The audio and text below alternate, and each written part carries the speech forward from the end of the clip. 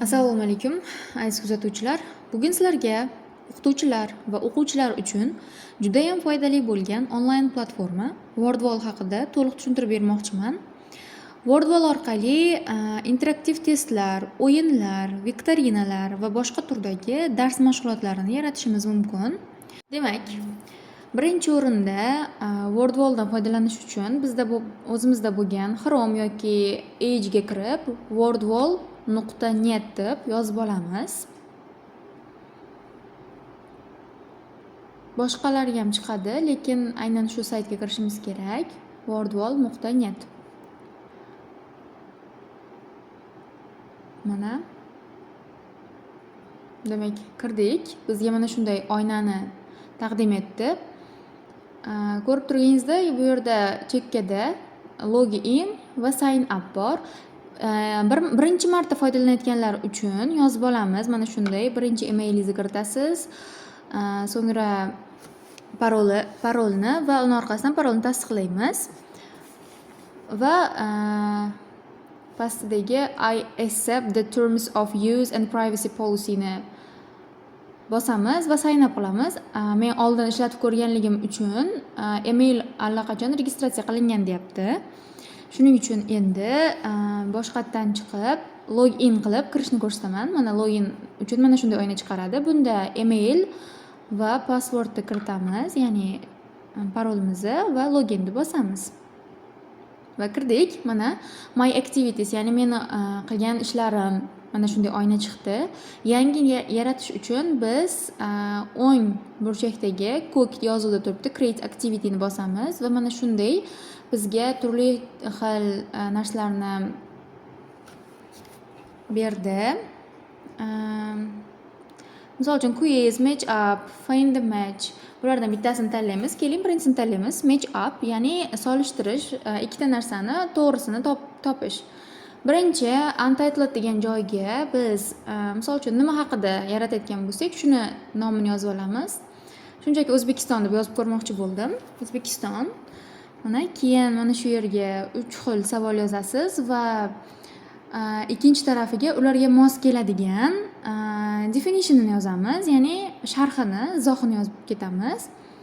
Birinchi mana shunda savolni yozib oldik. Biz uchun bu platforma tekin versiyasida faqatgina 5 tagina imkoniyatimiz bor. Ya'ni mana shunday viktorinalar, testlar yaratish uchun 5 tagina imkoniyatimiz bor. Juda ham ko'p yaratish uchun esa pulli, ya'ni premium dasturiga o'tishimiz kerak bo'ladi. Mana birinchi tarafini yozib oldik. Endi ikkinchi tarafiga definitionlarni yozamiz. To'g'risiga, misol uchun O'zbekistonning poytaxti qayer degan joyga to'g'risini yozishimiz kerak. Ya'ni Toshkent. Xatosini emas, to'g'risini o'zi platforma aralashtirib oladi. Demak,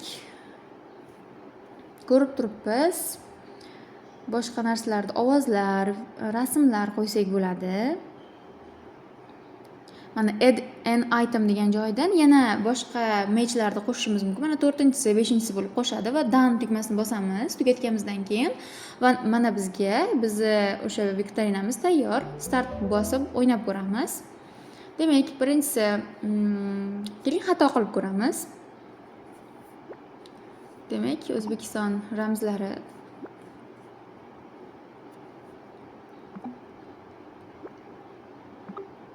endi submit answer'ni bosamiz. Ya'ni savollarimizni tekshirish. Mana viloyat nechta va O'zbekiston poytaxti qayer? Noto'g'ri chiqdi. Keyin o'yin tugatildi. Mana yana start again ni bosamiz. O'yinni yana qaytadan o'ynash. Endi to'g'rilarni belgilab ko'ramiz.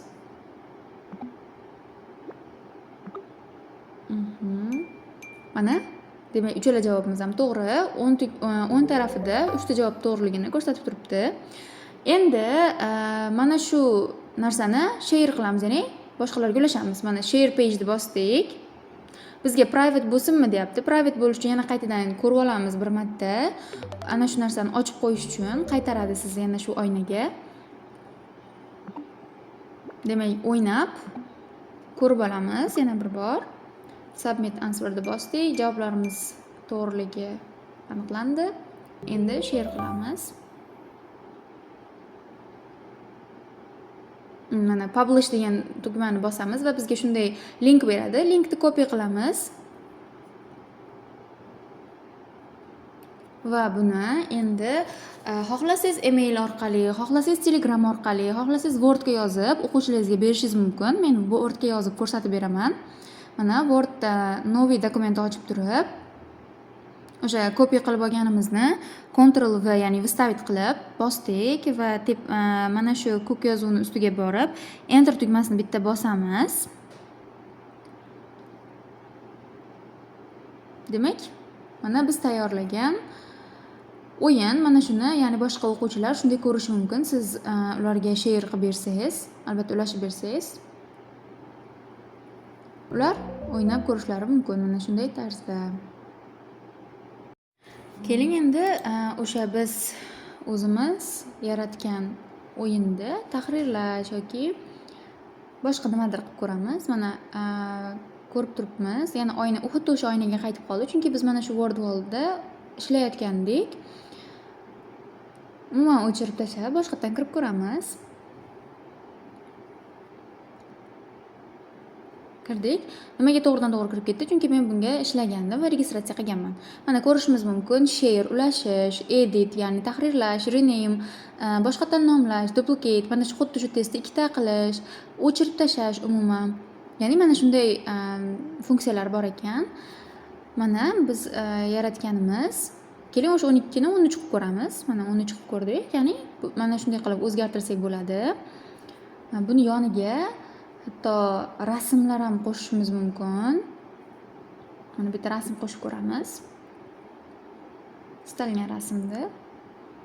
Mana shu rasmni qo'shdik. Demak, mana bu yondagi ikkitani bossak, duplikat bo'ladi, ya'ni ikkita bo'lib qoladi. Bitta savolimiz. O'chirib tashlashimiz mumkin yonda va done'ni bosdik.